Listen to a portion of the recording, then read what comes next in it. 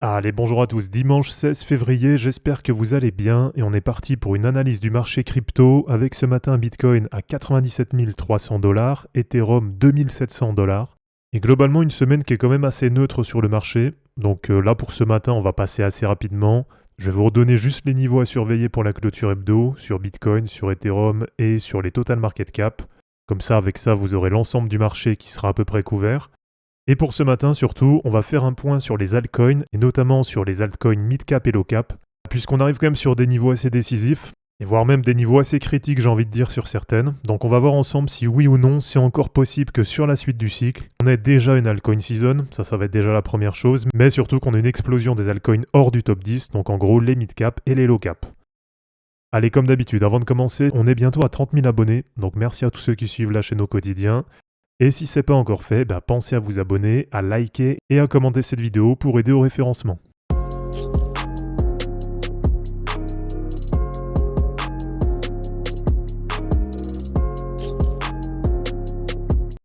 Allez, déjà, les niveaux à suivre pour la clôture hebdo. Donc là, je vais passer assez vite. On est quand même sur une période qui est assez creuse, il ne se passe pas grand-chose. Avec globalement le prix d'ouverture et le prix de fermeture qui sont quasiment les mêmes. Bon là pour ce soir, je pense pas qu'on vienne sur le haut du canal. Mais en tout cas sur les prochaines semaines, bien sûr que ces 108 000 $, ça va être de nouveau un objectif. Mais là à court terme, pour clôturer cette semaine, tant que ça passe pas sous la zone support, donc tant qu'on vient pas dans ce niveau, c'est vraiment positif. Donc en gros, ça fait en niveau bas 93 300. Et vraiment, là ce serait vraiment la catastrophe, ce serait de passer sous 90 000 $. Alors sur Ethereum c'est pareil, c'est quand même assez neutre, avec un prix qui reste au contact du bas du canal. Donc là, c'est quand même toujours dans l'indécision sur Ethereum. Avec, je vous rappelle, en cas de cassure baissière, un objectif qui va être déclenché, qui va être de revenir à 1550 $. Donc après, tout ça, bien sûr, ça reste des objectifs théoriques. Et perso, je pense pas qu'on revoie Ethereum à 1500 $ là sur les prochains mois. Et donc pour les niveaux à suivre là pour la clôture hebdo, tout simplement, ce qui serait pas mal, ce serait de rester dans les niveaux actuels. Donc de ne pas passer sous le canal. Donc en gros, tant que ça clôture à peu près au-dessus de 2570 $, pour le moment, ça restera assez neutre sur Ethereum. Allez, du côté des total market cap, et déjà de la total 1, donc market cap de l'ensemble des cryptos, là c'est pareil, on voit que ça reste assez neutre, avec le market cap qui reste toujours enfermé dans la zone support. Et donc là, on est ce matin à 3170 milliards de dollars. Et tout simplement, l'objectif, ça va être de ne pas passer sous la zone support, et donc de ne pas clôturer la semaine en dessous de 3050 milliards. Pour les prochaines semaines, bien sûr, l'objectif, ça va être de sortir par le haut de la zone support. Bon, normalement, c'est quand même quelque chose qui devra arriver assez rapidement, puisque même là, on est déjà assez proche du haut de la zone support. Et puis après, derrière, recommencer à construire plus haut, avec bien sûr, au bout d'un moment, l'objectif d'aller retester l'ATH autour des 3730 milliards de dollars. Et allez, si on passe sur la totale 3 sur les altcoins, donc là c'est pareil, ça reste à peu près sur les mêmes niveaux qu'en début de semaine, même si la bougie elle est légèrement plus belle que sur les autres, puisque là on a les alts qui arrivent à sortir de la zone support, donc ont dépassé la résistance à 900 milliards de dollars. Et donc là ce qu'on veut voir pour la clôture hebdo, ça va être une clôture au-dessus des 900 milliards, voilà, pour bien valider qu'on est sorti de cette zone.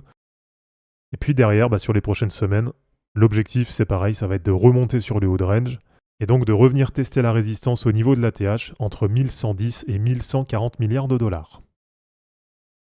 Alors, comme je vous l'ai partagé hier sur Twitter et sur Telegram, on a la dominance des altcoins du top 10 qui est à son plus haut depuis janvier 2021. Alors voilà, je vais vous l'afficher en gros. Donc c'est pour ça que je vous dis qu'on est vraiment sur des niveaux décisifs, et voire même sur des niveaux critiques sur les altcoins mid-cap et low-cap. Donc si on considère que le top 10 c'est les high-cap, voilà, tout ce qu'il y a en dessous pour simplifier, on va dire que c'est les mid-cap et les low-cap. Et donc historiquement, en 2017 et 2021, lors des deux bull runs précédents, on avait eu la dominance des alts du top 10 qui avait baissé d'environ 11%. Donc là on le voit en 2017, moins 11% pendant la phase de all season. En 2021 c'est pareil, à partir de janvier 2021, ça baisse de 11% et ça vient chercher 82% de dominance.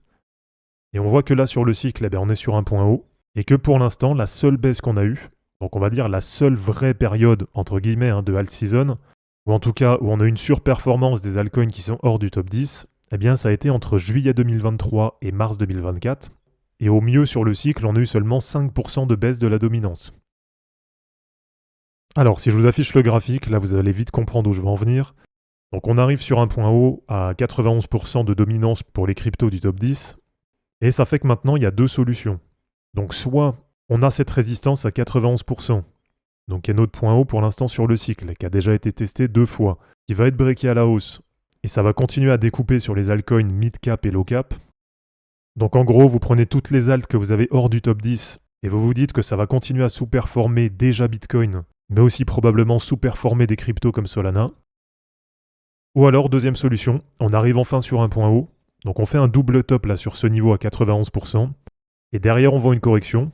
Alors ce sera sur une période plus ou moins longue, soit ça peut être une correction qui revient chercher à peu près ce niveau, donc qui revient autour des 86%, ou soit une correction plus longue, et dans ce cas-là on pourrait se projeter pourquoi pas sur un retour à 82%, et là ça permettrait vraiment d'avoir une vraie période de alt season, avec les altcoins mid-cap et low-cap, donc tout ce qui est hors du top 10, qui irait surperformer justement les cryptos du top 10.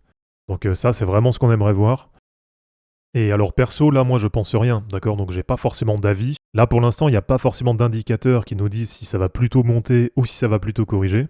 Donc voilà, j'anticipe tous ceux qui vont dire « Ouais, à chaque fois que vous annoncez des alt season, il se passe rien ». En fait moi j'annonce rien du tout.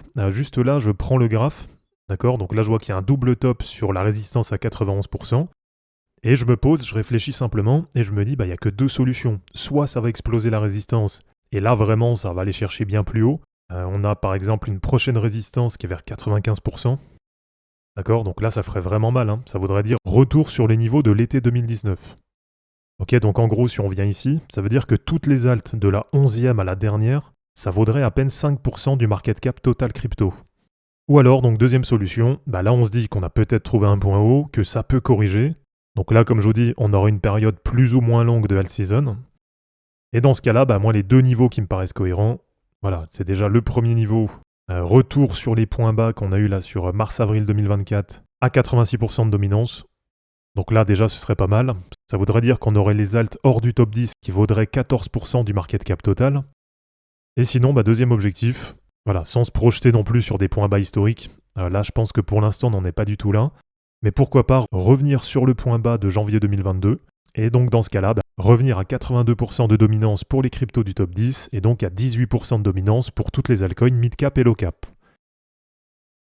Et si je vous montre par exemple sur le RSI en mensuel, là c'est pareil, hein, et regardez, on est quasiment sur des points hauts. Donc là historiquement, à chaque fois qu'on est monté à peu près sur ces niveaux, là on voit que ça a toujours été des niveaux derrière de correction. Donc c'est aussi pour ça que je me dis que là on arrive probablement sur un point haut.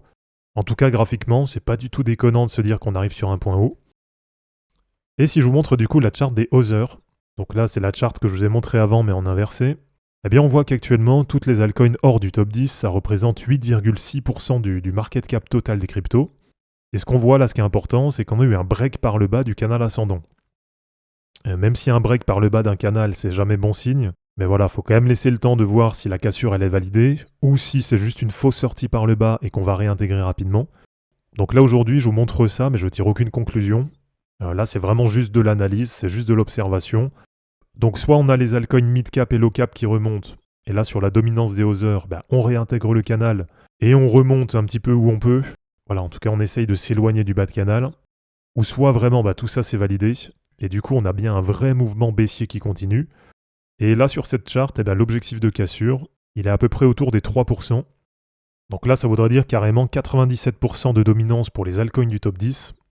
Donc après, comme je vous dis à chaque fois, c'est pas au millimètre près, donc il y a plusieurs interprétations possibles. Mais en tout cas, si on remontait à 97%, et donc en gros, on reviendrait sur la même dominance qu'il y avait par exemple en mars 2017. Donc voilà, dites-moi un petit peu ce que vous en pensez. Est-ce que vous pensez que cette fois-ci, on arrive sur un point haut, et donc que derrière, on va avoir les alts mid-cap et low-cap qui vont surperformer les grosses altcoins? Ou est-ce qu'au contraire, vous pensez que ce cycle-là, il n'est pas du tout fait pour les altcoins et que, à part Bitcoin et quelques grosses altcoins, tout le reste, ça se fait découper et qu'on va aller chercher entre 95% et 97% de dominance pour les altcoins du top 10. Donc voilà les amis, c'est terminé pour cette vidéo d'analyse technique sur les cryptos. J'espère en tout cas que ça vous aura plu. N'hésitez pas à aimer cette vidéo, à la commenter et à vous abonner pour en suivre d'autres. Je vous rappelle que dans la description de cette vidéo, vous allez retrouver tous les liens utiles et les liens pour me soutenir. Et je vous dis à bientôt pour une prochaine vidéo. Ciao!